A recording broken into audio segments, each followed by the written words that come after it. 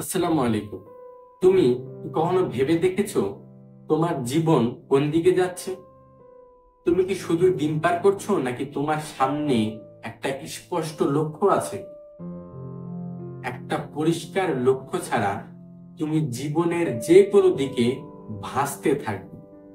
দেখবে কোনো আহ নদীতে কিংবা কোনো আহ সাগরে একটা প্লাস্টিকের কিছু বা কাঠ যখন রেখে দাও তখন ওটা ভাসে। কোন লক্ষ্য নাই কোন দিকে যেতে হবে। একটা জাহাজ কোন দিকে যেতে হবে তার একটা লক্ষ্য আছে, কিন্তু এটা কাঠের টুকরো না, কোনো লক্ষ্য নেই। তুমিও ঠিক সেভাবে ভাসতে থাকবে, কিন্তু যদি তুমি লক্ষ্য ঠিক করতে পারো তুমি নিজেকে বদলাতে পারো। যদি তুমি লক্ষ্য ঠিক না করো তাহলে ঠিক এক এই ধনুকের তীরের মতো না, তুমি হারিয়ে যাবে। একটা ধনুকের তীর দেখবে হারিয়ে যায়, তুমি ওইভাবে হারিয়ে যাবে। কিন্তু যদি তোমার লক্ষ্য পরিষ্কার হয় তাহলে তুমি জানবে কোন পথে এগোতে হবে, কোথায় সময় দিতে হবে এবং কিভাবে সফল হতে হবে। তাহলে না তুমি ওই তীর ধনুকের ধনুকটা যেভাবে হারিয়ে দেয়, তোমার একটা লক্ষ্য থাকে যদি তোমার, হ্যাঁ, একটা পশু যদি তোমার লক্ষ্য হয় সেখানে যদি তুমি তীর মারো, সেই তীর ধনুকটা দিয়ে ওই পশুতে যে লাগে ওটা হারায় না। তোমার যদি লক্ষ্য না থাকে এমনি যদি তুমি একটা তীর মারো, সেই তীর ধনুকটা যে এমন একটা জায়গায় পড়বে সেটা তুমি হারিয়ে যাবে, ভাসতে থাকবে, ভাসতে ভাসতে হারিয়ে যাবে, সেটা খুঁজে পাওয়া যাবে। তোমারও অবস্থা হবে ঠিক সেরকমই। এজন্য একটা সঠিক লক্ষ্য তোমাকে নিতে হবে যাতে তুমি সফল হতে পারো। এখন প্রশ্ন হচ্ছে, লক্ষ্য ঠিক কিভাবে করবো? কেননা লক্ষ্য ঠিক করা না অতটা সহজ বিষয় না। ঠিক আছে, লক্ষ্য ঠিক করার জন্য তিনটি ধাপে কাজ করতে হবে। ঠিক আছে, লক্ষ্য ঠিক করার জন্য তোমাকে তিনটি ধাপে কাজ করতে হবে। প্রথম ধাপ হচ্ছে স্পষ্টভাবে লক্ষ্য নির্ধারণ করো। ঠিক আছে, তুমি যে লক্ষ্যটা নির্ধারণ করছো সেটি যেন স্পষ্ট হয়। তোমার লক্ষ্য যদি অস্পষ্ট হয় সেটি কখনোই না সফল হবে না। একটি কথা শোনো, আমি ভালো করতে চাই, এই কথাটা না বললে হবে না। বরং তুমি বলো আমি আগামী 6 মাসের মধ্যে 10 কেজি ওজন কমাবো। ঠিক আছে, লক্ষ্যটা স্পষ্ট করো। তুমি যদি কোনো একটা স্কিল শিখতে চাও, এটা বলো না যে আমি একটা স্কিল শিখবো। ওজন কমাতে চাইলে বলো না আমি ওজন কমাবো, আমি একটি ভালো কাজ করবো, এটা বলে লাভ নেই। তুমি বলো যে আমি আগামী 6 মাসের মধ্যে 10 কেজি ওজন কমাবো, আমি আগামী 6 মাসের মধ্যে ওয়েব ডেভেলপমেন্ট শিখবো। এইভাবে লক্ষ্যটাকে নির্দিষ্ট করো। কোন সময় করবে, কত সময়ের মধ্যে করবে, কি করবে, কেন করবে, সেটি যেন নির্ধারণ থাকে।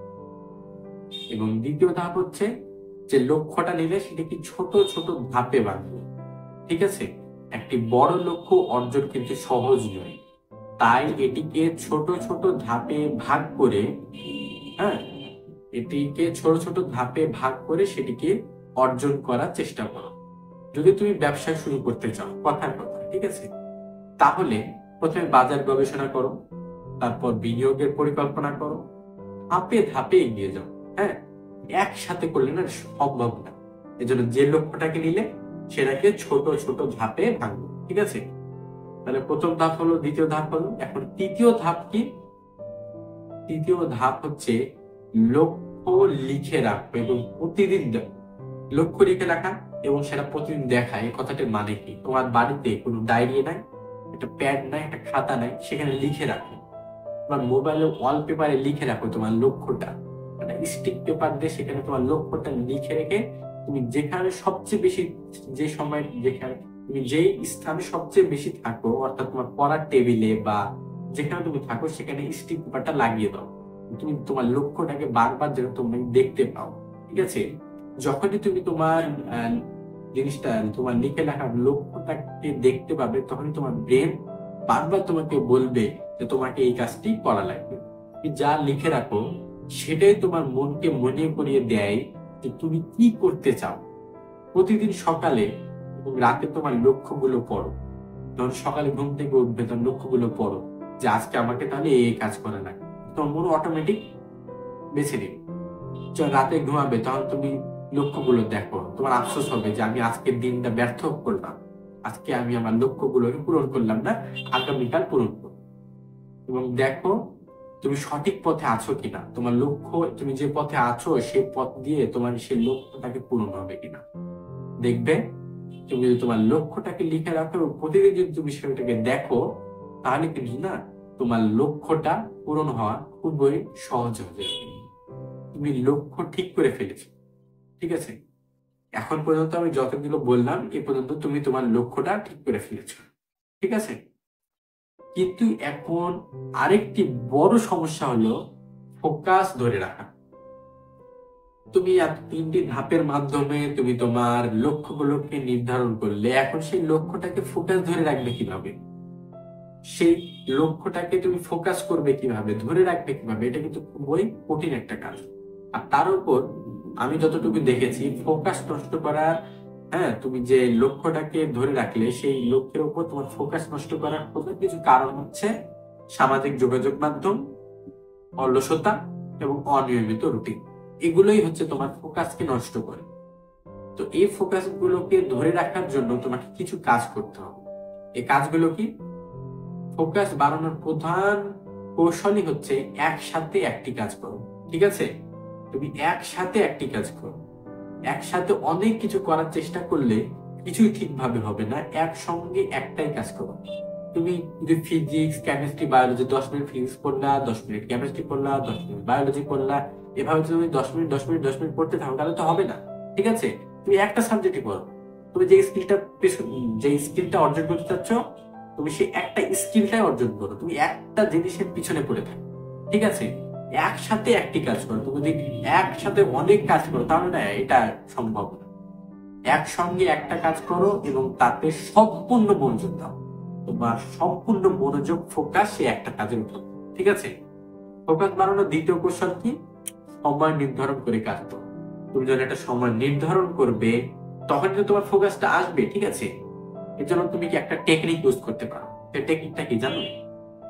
Pomodoro technique. কি টেকনিক? Pomodoro technique. এই টেকনিকটা অনুসরণ করো, ঠিক আছে। এই টেকনিকটা কি? তুমি 25 থেকে 30 মিনিট ধরে পড়াশোনা করলে অথবা স্কিলটা ডেভেলপমেন্টের পিছনে কাজ করলে, এরপর কি করবে? 5 মিনিট বিরতি নাও, এরপর আবার কাজ করো, এরপর আবার বিরতি নাও। এইভাবে তুমি কাজটা করতে থাকো, এতে তোমার ফোকাস অনেক বেশি বেড়ে যাবে। ফোকাস বাড়ানোর তৃতীয় কৌশল কি জানো? তোমার খারাপ অভ্যাসগুলো বাদ দিতে হবে। তুমি যদি তোমার খারাপ অভ্যাসগুলোকে বাদ না দাও, তাহলে কখনোই, আমি আবারও বলছি, তুমি যদি তোমার খারাপ অভ্যাসগুলোকে বাদ না দাও, তাহলে তুমি কখনোই একটা ফোকাস করে, হ্যাঁ, তোমার লক্ষ্যটাকে নির্ধারণ করে সে ফোকাস করতে পারবে না, ঠিক আছে। খারাপ অভ্যাস ত্যাগ করতে হবে। যেমন কি? তুমি দেরিতে ঘুমাও। এই অতিরিক্ত দেরিতে ঘুমানোর এই খারাপ অভ্যাসটা বাদ দিতে হবে, না তুমি ফোকাস দিতে পারবে না তোমার লক্ষ্যের দিকে। তুমি অতিরিক্ত সোশ্যাল মিডিয়া ব্যবহার করো, এটাকে বন্ধ করো, না হলে তুমি ফোকাস দিতে পারবে না তোমার লক্ষ্যের দিকে। তুমি তুমি যদি দেরিতে ঘুমাও, তোমার লক্ষ্য বলবে যে তোমার লক্ষ্য পূরণ হবে না, তুমি দেরিতে করে ঘুমাবা, ঠিক আছে। তোমার লক্ষ্য পূরণ হবে না, তুমি মনে হবে একটু ফেসবুক চালাই, একটু এটা চালাই, ওটা চালাই। তোমার সোশ্যাল মিডিয়ার দিকে তোমার টান চলে আসবে, তোমার লক্ষ্যটা পূরণ হবে না। এগুলো না তোমার ফোকাসটাকে নষ্ট করে।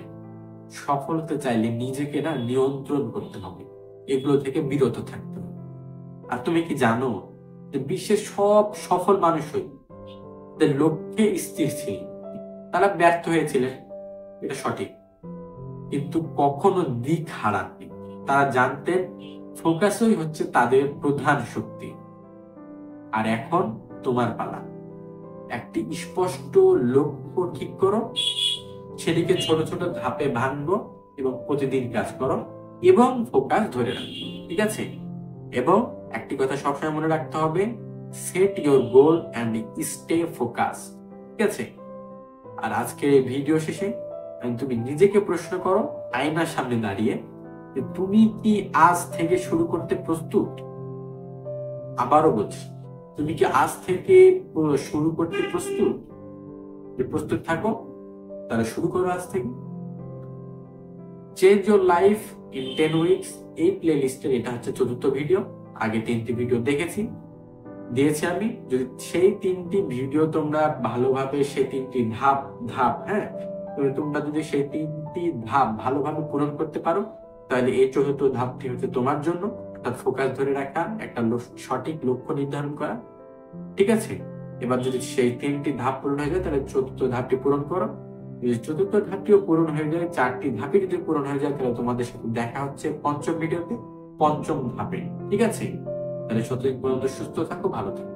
আর এবং এই ফোকাস, এই ধাপগুলোকে তোমরা ভালোভাবে প্র্যাকটিস করো।